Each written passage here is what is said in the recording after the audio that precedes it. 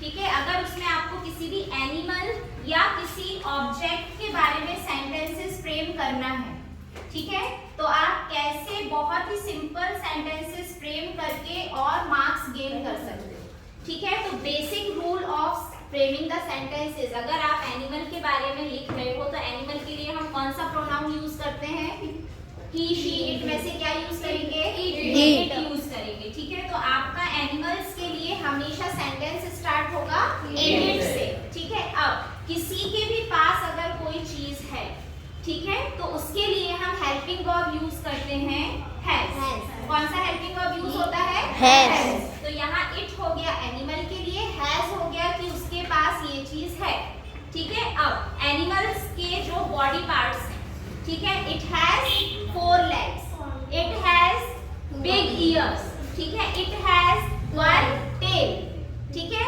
ऐसा करके आप एक एनिमल के बारे में सेंटेंस फ्रेम कर सकते हो और एटलीस्ट इस तरीके से आपके 3 से 4 सेंटेंसेस फ्रेम हो जाएंगे, ठीक है।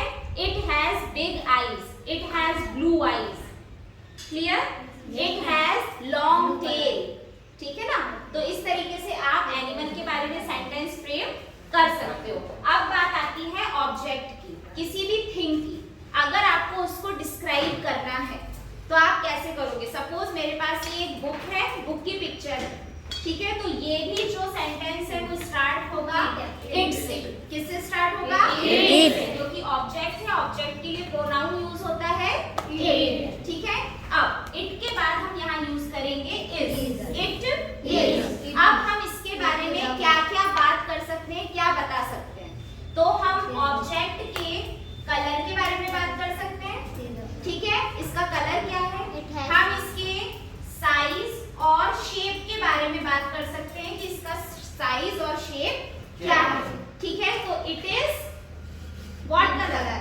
Pink colour. It is pink colour in colour, it is pink in colour, या फिर इट इज पिंक, इतना भी सही है। अगर मैं इसके साइज की बात करूं या शेप की बात करूं, so what is it shape? Rectangle. Rectangle shape का नेम होता है और इसका अगर मैं शेप बताऊंगी तो रेक्टेंगुलर होगा, ठीक है। So it is rectangular, okay. और अगर मैं इसके साइज की बात करूं तो क्या हो जाएगा? It is thin. कैसी है ये? थिन है, ठीक है। समझ में आ गया? तो अगर आपको एनिमल को डिस्क्राइब करना है तो आपका सेंटेंस स्टार्ट होगा इट हैज से और आपको बताना है कि उसके पास क्या क्या है, ओके। और अगर आपको ऑब्जेक्ट के बारे में बात करना है तो ऑब्जेक्ट का सेंटेंस स्टार्ट होगा इट इज से और सिंपली आप उसके कलर, साइज और शेप के बारे में वहां बात कर सकते हो, ठीक है। क्लियर हो गया? So this is the basic rule of framing the sentence और इजीली यहाँ से आपको मार्क्स गेन हो सकते हैं। समझ में आ गया सबको? चलो स्टॉप कर दो।